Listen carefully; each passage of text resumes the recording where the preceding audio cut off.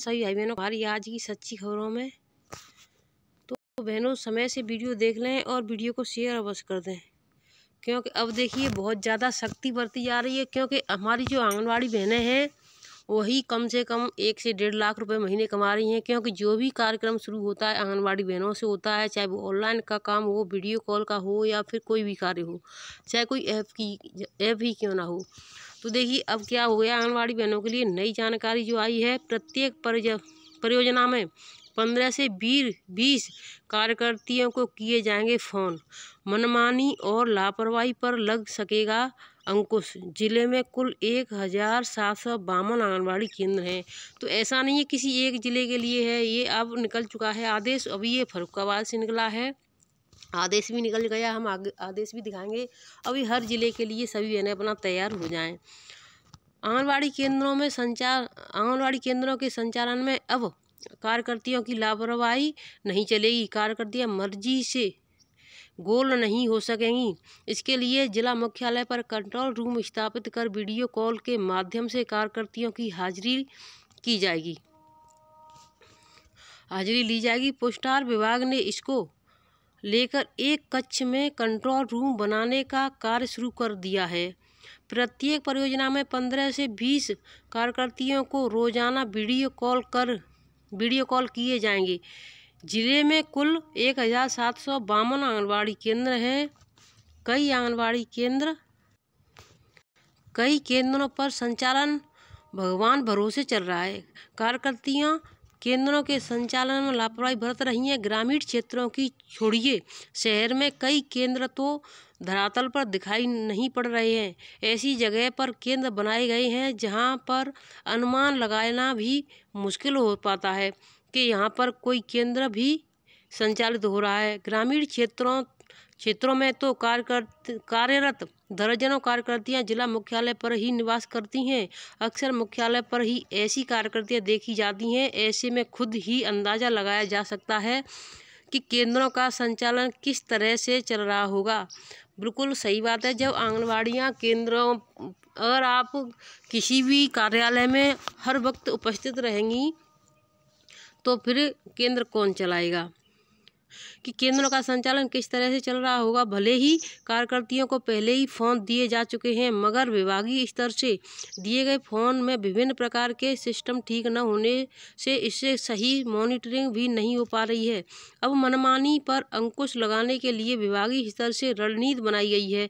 क्योंकि पोषण अभियान पर शासन का बड़ा जोर है।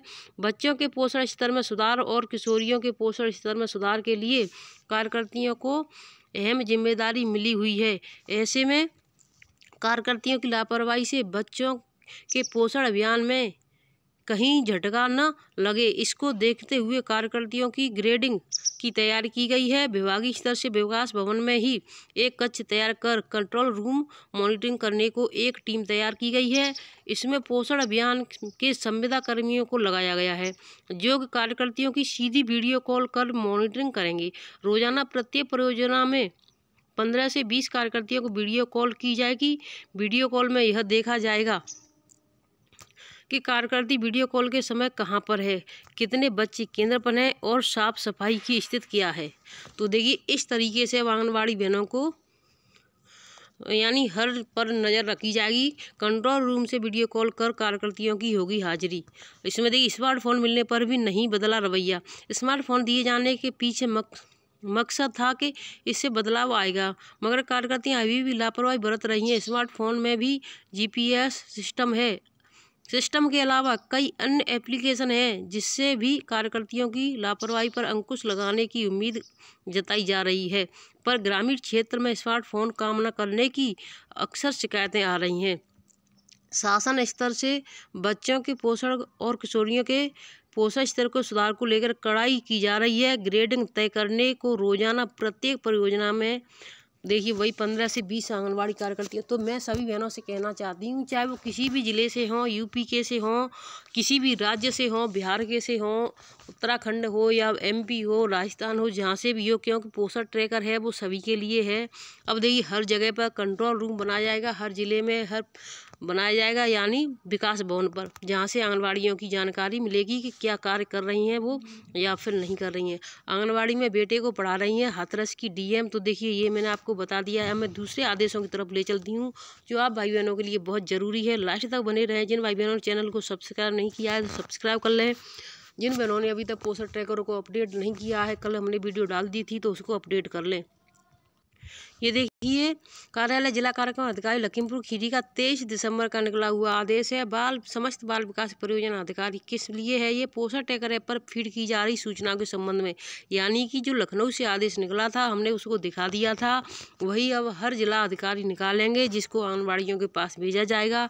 तो हमने आपको सबसे पहले जानकारी दे दी है। तो सभी बहनें अपना समय से अपने जो भी अधूरे कार्य हैं उनको पूरा कर लें, चाहे वो गृह भ्रमण हो, वजन लंबाई हो, या फिर आपका बच्चों का टीकाकरण हो, और यानी आपकी और भी उसमें कार्य होते हैं जैसे कि गतिविधियां भरी जाती हैं, तो उसको पूरा कर लें। अपना हर कार्य और फ़ोन मोबाइल नंबर सत्यापित करने के आदेश सकते हैं, तो उसको भी अपना करना शुरू कर दें।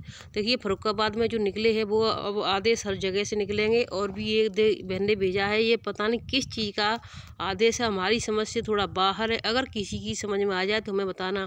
अराजी नंबर 265 स्थित मौजी बैली कछार परगना व तहसील सदर जिला प्रयागराज में निहित अपने हक व हिस्सा का जुज भाग रकबा 63.64 वर्ग गज, यानी किसी की ज़मीन का हिस्सा है, उसकी वजह से ये उन्होंने लिख कर के डाला है और उन्होंने सर्टिफिकेट भी इसमें लगाए हुए हैं। तो ये देखिए ज़मीन के बारे में हमें इतना जानकारी नहीं है, तो हम इसके बारे में ज़्यादा कुछ नहीं आपको बता पाएंगे। अब मैं आदेश की तरफ ले चलती हूँ लास्ट तक।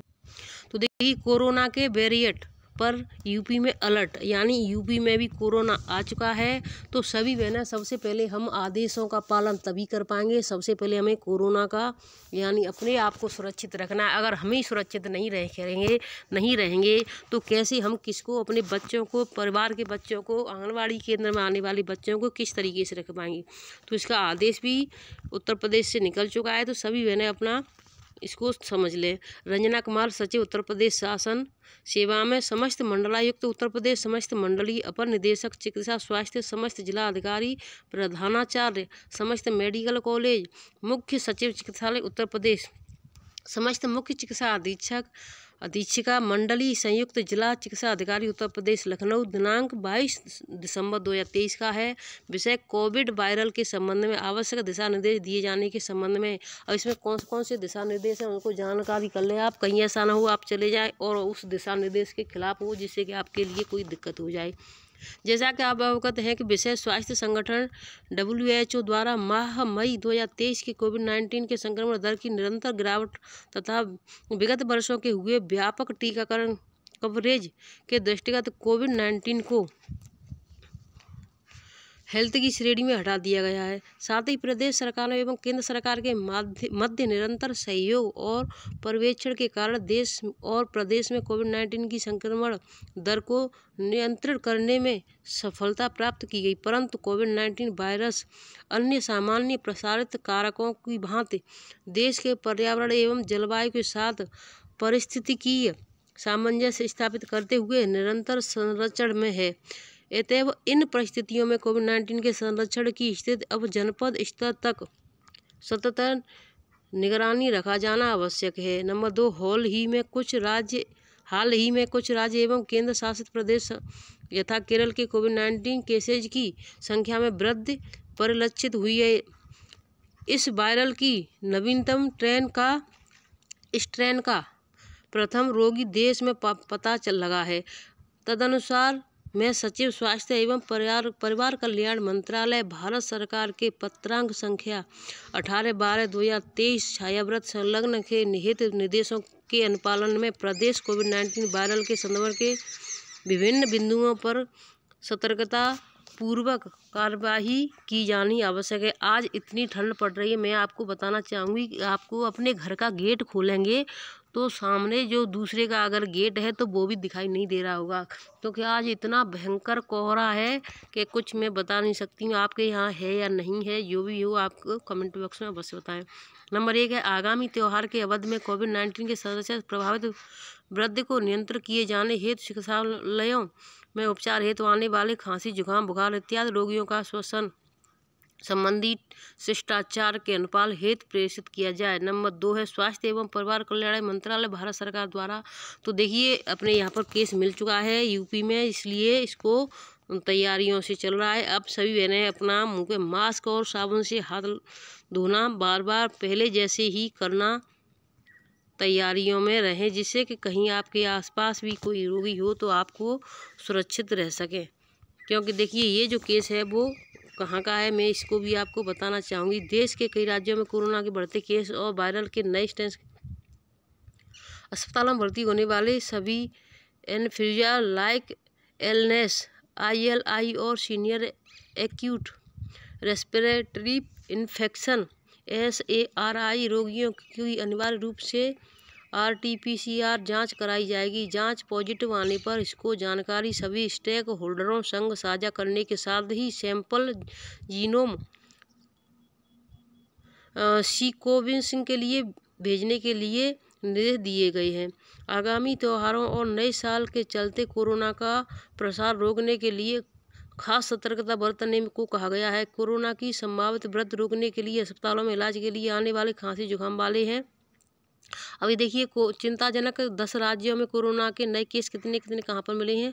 देश भर में पिछले 24 घंटों में कोरोना के 640 नए मरीज मिले हैं। सबसे ज़्यादा 665 मामले केरल में मिले हैं। वहीं एक शख्स की मौत भी हुई है। केरल, पश्चिम बंगाल, राजस्थान, गोवा, कर्नाटक, महाराष्ट्र, तमिलनाडु, आंध्र प्रदेश, यूपी, गुजरात में कोरोना के नए केस मिले हैं। तो देखिए यूपी का भी नाम आ चुका है। सभी भाई बहन अपना सतर्क रहें और बच्चों को भी सावधान रहें। अपने सबसे ज़्यादा बुजुर्ग हैं उनको बाहर न जाने दें।